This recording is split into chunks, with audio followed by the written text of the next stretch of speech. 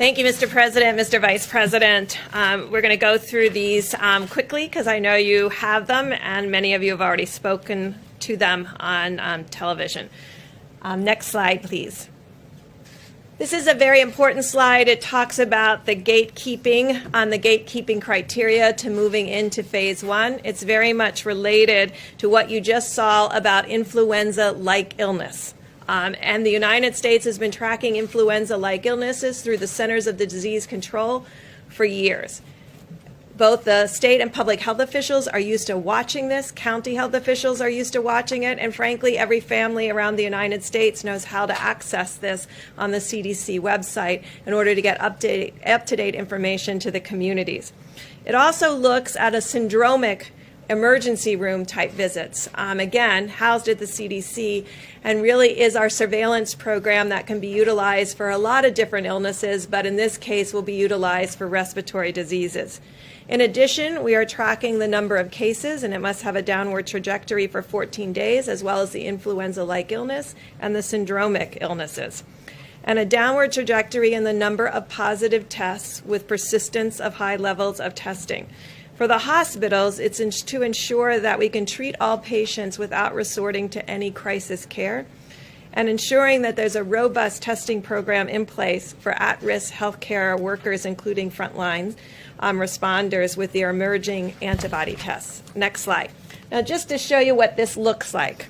So what the CDC did for me under the direction of Bob Redfield was to chart what the syndromic illnesses were reporting throughout the early part of March. And you can see in New Orleans, respiratory diseases were starting to be seen in the emergency room. That is the red line. The cases are shown in the dark blue line. The gray mountain is testing, and underneath that is the blue mountain of positives. And you can see that the early alert was present from the emergency room about early respiratory disease. You can see it predated the cases. So throughout the summer, when we do not have flu to contaminate this picture, we'll be able to follow this syndromic pattern, city by city, county by county, community by community, state by state. Next slide. In addition, the CDC has the influenza-like illness net distributed throughout the United States, very useful in the winter time. That first peak is influenza B in the red. That's this season. I showed you all the seasons here so you could see the seasons as they are displayed. The first peak is influenza B, second peak influenza A, and then you can see the coronavirus. And you can see its decline, and it's declining towards baseline. This will allow us, again, city by city, community by community, state by state, to look for variations in an early response mode in those localities that I described. Next slide. So hopefully you see that we've brought CDC and their amazing talent of individuals at the Center for Disease Control and Prevention and all of their abilities to this response and also to the surveillance that we need in this response. But I want to call your attention to the third bullet on this graphic. So we're tracking those two pieces that I described. But the third bullet is about setting up sentinel surveillance sites to be able to distinguish and find asymptomatic individuals.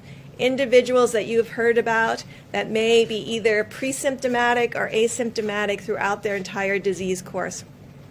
We want to be able to find them in communities of particular vulnerability.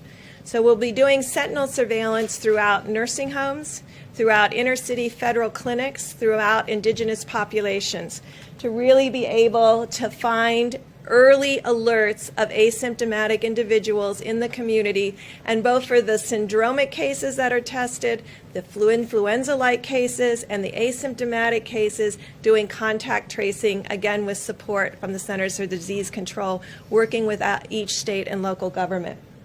In addition, we want to make sure that all the healthcare facilities have adequate personal protective devices and the equipment to handle the surge and to ensure the ICUs can handle increased capacity.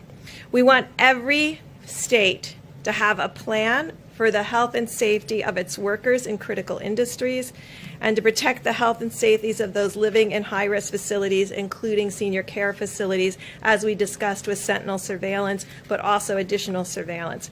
When we talked with all of the states that had not had a major metro outbreak, their sentinel surveillances picked up always the first cases in nursing homes. And so this is a very much a big focus of the plan moving forward. I won't go into the rest of the details on this slide, but there's quite a bit of details on the expectations of every state and local government. Next slide. You'll recognize this slide. Next slide, please.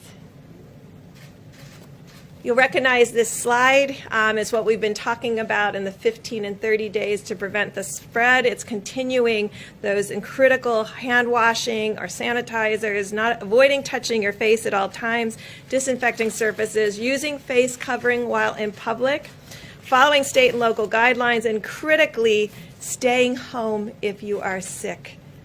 I know a lot of people go to the workplace when they are feeling ill. You know when you're feeling ill. It won't get better by going to work. So we're asking again for people to stay home when they're sick. Next slide is for employers to ensure that there can be social distancing and protective equipment, temperature checks, use of disinfectant in high traffic areas, including break rooms, and ensuring that we don't do there's no non-essential business travel, and then monitoring for any symptomatic individuals in the workplace. And again, if you become ill at work, to immediately to go home. And ensure that there's contact tracing of all the individuals that become sick. I'm going to go through the phases very quickly, but you have the details. Phase 1. Again, you have to go through those gating criteria related to 14 days of decreasing evidence of illness and decreasing testing despite adequate testing.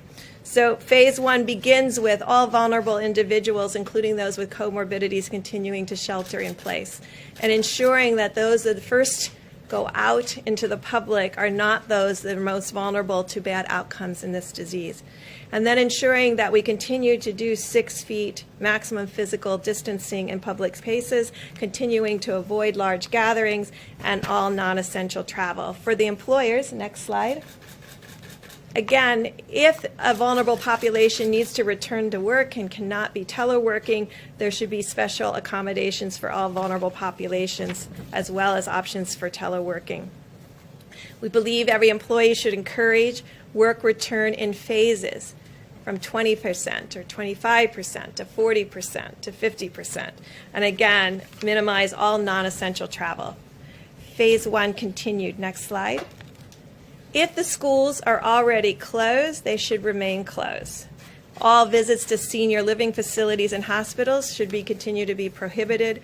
Large venues, including sit-down dining, can only be operated under strict physical distancing protocols and maintaining those 6 feet. Gyms could open if they, again, could adhere to strict physical distancing, and elective surgeries can resume on an outpatient basis. Phase 2. Next slide. Next slide. Again, you have to go through the criteria again of a continuation of another 14-day decline among those criteria that were in the gating. Again, we're asking for all vulnerable individuals shelter in place. We did not put a timeline on any of the phases. We want the governors, with the data that they have, community by community, to be setting up those timelines. Again, we're asking for the public to continue to maximize physical distance. However, we increased social settings to be able to now have 50 individuals, and non-essential travel can resume. Next slide. This is for the employers. We still would like to encourage telework, and the common areas should remain closed or be physically distanced. All non-essential travel for employees can resume. And then again, special accommodations for vulnerable. Next slide. This should be a relief to many of households that have small children. Schools, daycares, and camps can reopen in phase 2. Visits to senior living facilities, however, should remain in hospitals prohibited. Large venues can operate, but solely under moderate physical distancing, and elective surgeries can resume on an outpatient and inpatient basis. Phase 3. And so phase 3, I won't go through in detail, is essentially returning to our new normal with all